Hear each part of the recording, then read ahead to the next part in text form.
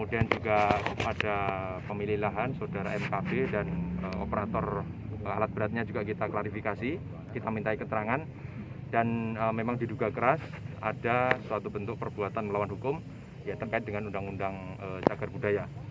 Kemudian karena yang diamanatkan oleh undang-undang cagar budaya ini sesuai pasal 100 adalah teman-teman dari BPNS Balai Pelestarian Cagar Budaya, maka nanti untuk penanganan lebih lanjutnya akan ditangani oleh teman-teman PPNS, tapi tentunya kita akan tetap memberikan backup, koordinasi dan asistensi sebagaimana nanti yang diperlukan. Dan Polres menentukan pelaku atau tersangka gitu enggak, Mas? Oh, karena kita belum melakukan penyidikan, kemarin hanya penyelidikan dan penanganan awal di TKP, sehingga nanti untuk terkait dengan penentuan tersangka, ya meskipun baru nanti akan dilakukan oleh teman-teman dari PPNS. Ya. Dengan pihak-pihak yang terkait kan? Ya, ya. Untuk penyidikan lebih lanjut nanti ditangani oleh teman-teman PPNS. Tapi kita tetap ya PPNS BPCB.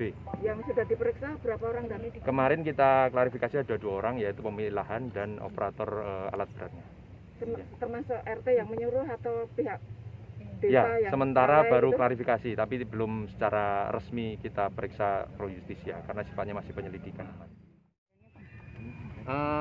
Itu akan sesuai tupoksi masing-masing. PPNS kami bukan punya kewajiban terkait dengan pemugaran, tapi kami lebih pada penyidikan sebagai pegawai negeri sipil. Kita tidak punya tupoksi itu.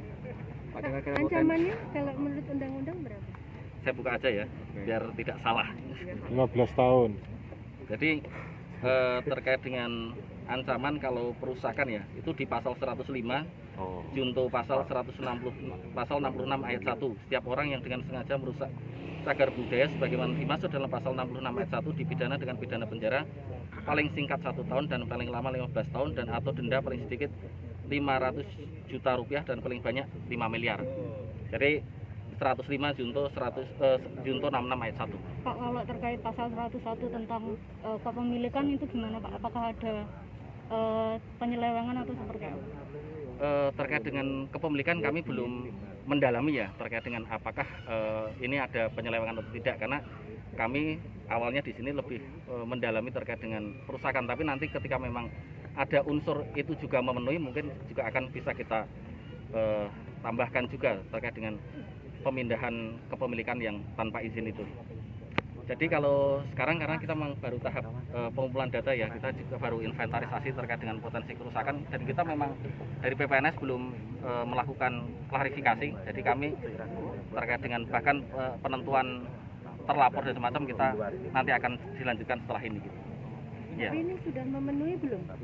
Kami belum bisa menyampaikan kalau terkait dengan saat ini, karena kita masih tahap pengumpulan data, jadi tidak terlalu dini kami kemudian menyampaikan ini sudah memenuhi unsur atau tidak. Gitu. Ada berapa toh Pak unsur yang bisa di?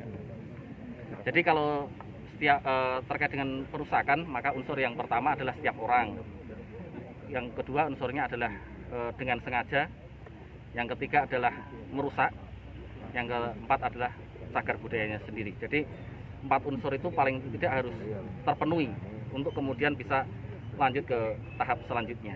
Jadi nanti kami memang fokus untuk pengumpulan data tersebut. Kira-kira butuh berapa lama Pak? Nah tadi mungkin sudah saya jawab, kita berusaha segera, tetapi untuk waktu kita mungkin tidak bisa. Oke, Pak, kalau ceritanya gimana sih Pak? Kok bisa sampai jenengan mengambil langkah memugar itu? Sama orang sini udah suruh.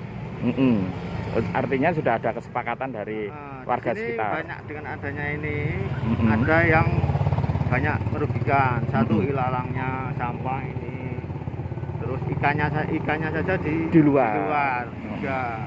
Terus Pak RT-nya suruh, sebenarnya Pak RT malah suruh ke sana, suruh ngabiskan pagar itu, nggih.